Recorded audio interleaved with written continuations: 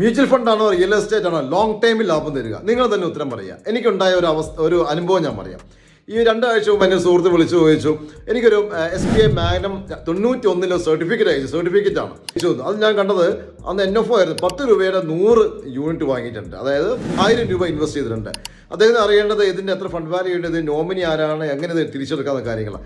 ഞാൻ അതിനെപ്പറ്റി അന്വേഷിച്ചപ്പോൾ എനിക്ക് മനസ്സിലായി അതിൽ ഇന്ന് 39,000 രൂപ, അതായത് 34 കൊല്ലം കൊണ്ട്, 91 മുതൽ 2004 വരെ 34 കൊല്ലം കൊണ്ട് 39 ഇരട്ടിയായിട്ടുണ്ട്. ഇതാണ് എൻ്റെ കയ്യിലുള്ള ഒരു എക്സ്പീരിയൻസ്.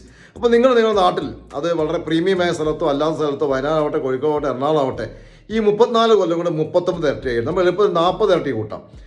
91 1 ലക്ഷം രൂപ വരെയുള്ള സ്ഥലത്ത് ഇന്ന് 40 ലക്ഷം രൂപയുണ്ട്.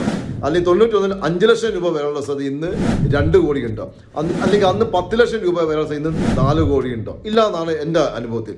അപ്പോൾ നിങ്ങൾക്ക് തന്നെ പറയാം, മ്യൂച്വൽ ഫണ്ടാണോ റിയൽ എസ്റ്റേറ്റ് ആണോ ലോങ് ടൈമിൽ ലാഭം തരിക? ഇതിനർത്ഥം 39 കൊല്ലം വെയിറ്റ് ചെയ്യണം അല്ലെങ്കിൽ അടുത്ത തലമുറയെ കൊടുക്കണം എന്നല്ല. ഇത് അദ്ദേഹം മറന്നുപോയത് കൊണ്ടാണ്. ലോങ് ടൈമിൽ നമുക്ക് ലാഭം തരും, ഇതാണ് നമുക്ക് മനസ്സിലാവുന്നുണ്ട്. എപ്പോൾ വേണം നമുക്ക് ആവശ്യ സമയം തിരിച്ചെടുക്കാം. റിയൽ എസ്റ്റേറ്റ് മറ്റുള്ള ചിലവുകളുണ്ട്. ടാക്സ് അടയ്ക്കണം, മെയിൻ്റനൻസിന് അടയ്ക്കണം, ചെന്ന് നോക്കണം, മറ്റുള്ള കാര്യങ്ങൾ ചെയ്യണം. ഇത് നമ്മൾ ഇൻവെസ്റ്റ് ചെയ്യുന്നു, അതിനെപ്പറ്റി മറക്കുന്നു. ആവശ്യമുള്ള സമയത്ത് മാത്രം തിരഞ്ഞെടുക്കുന്നു. ചെറിയ പൈസ മുതൽ നമുക്ക് ചെയ്യാം. റിയൽ എസ്റ്റേറ്റ് ആകുമ്പോൾ വലിയ പൈസ നമുക്ക് ആവശ്യമുണ്ട്. അപ്പോൾ ശ്രദ്ധിക്കുക. താങ്ക്